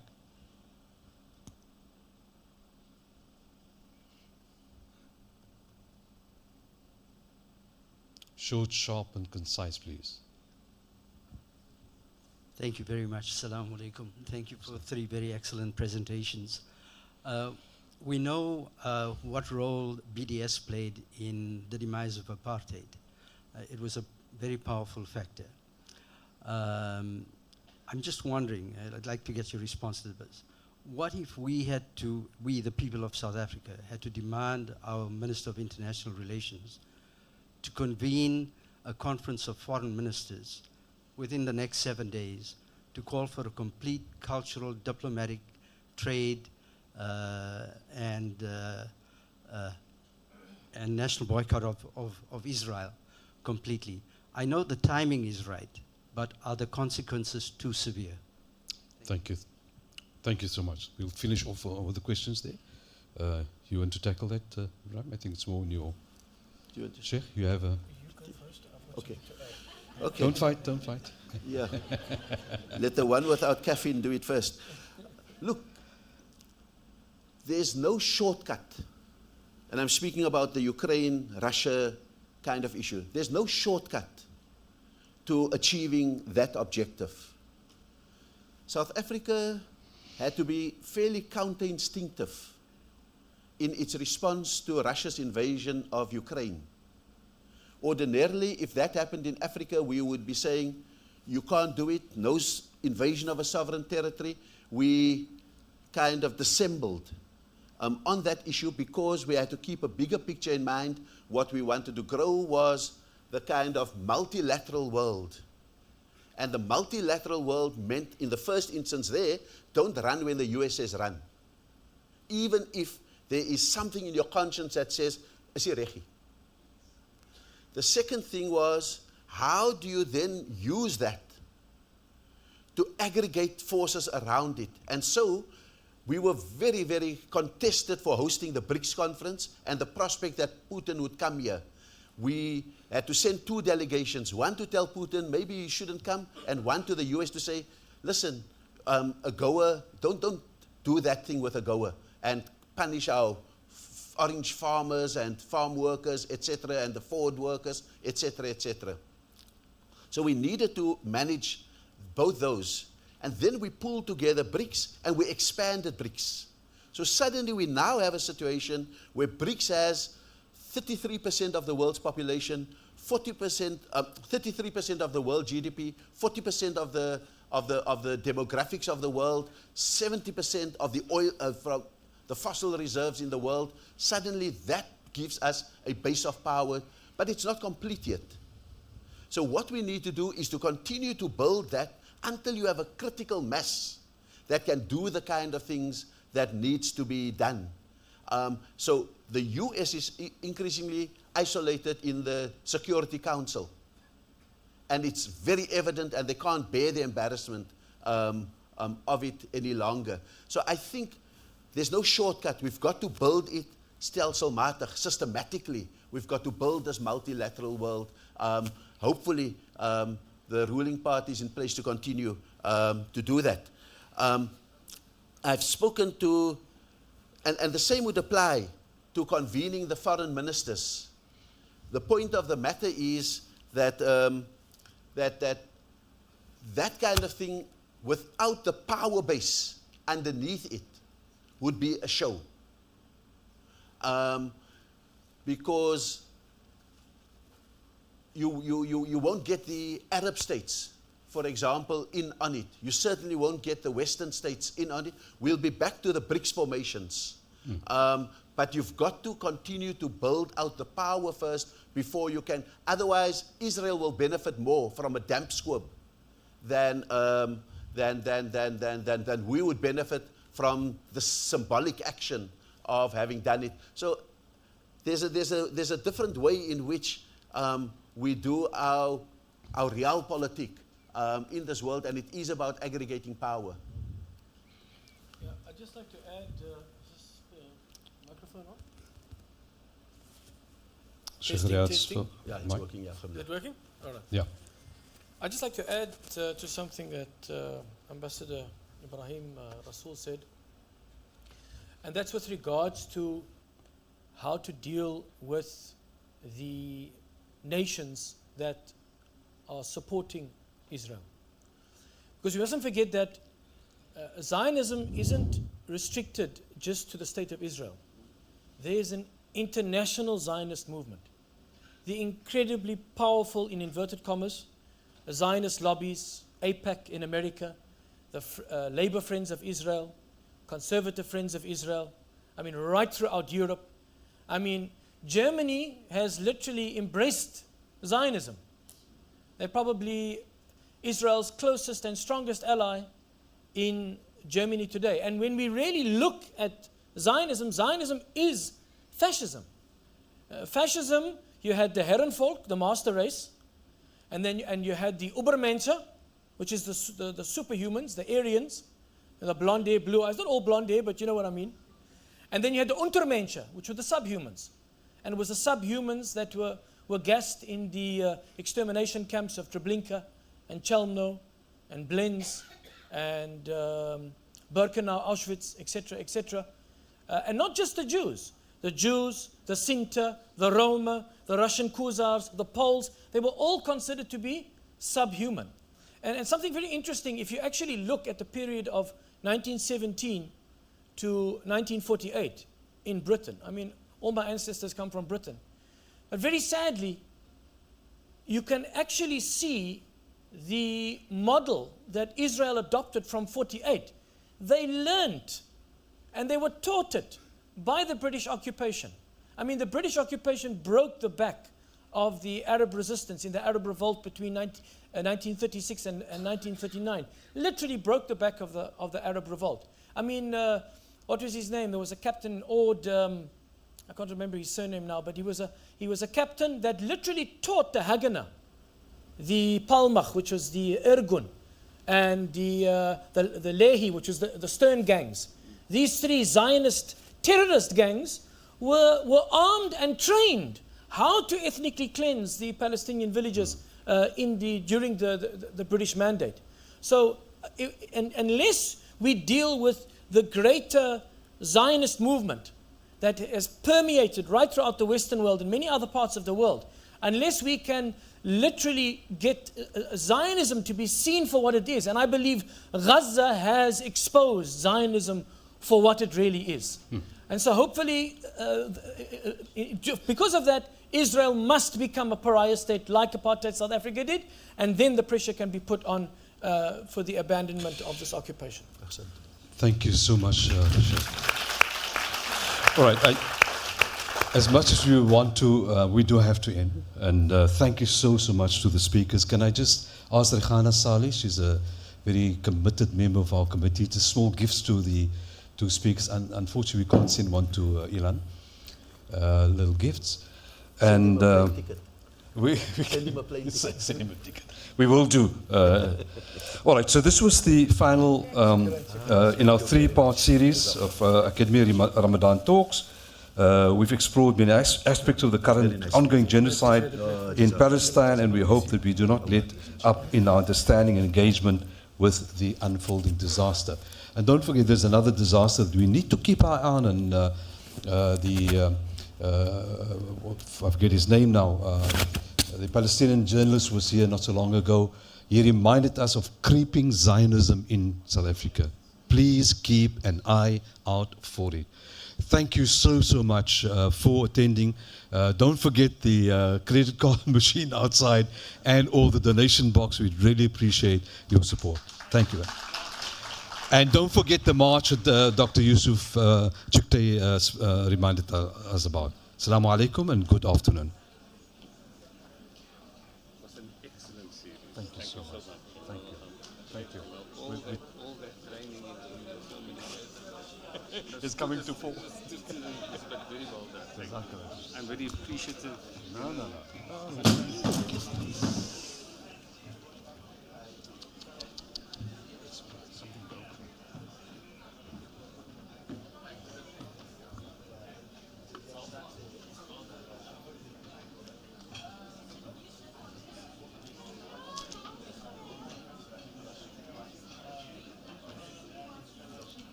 Thanks guys, brilliant together. Yeah, it's nice today, no? Jazakallah. Shukran for coming.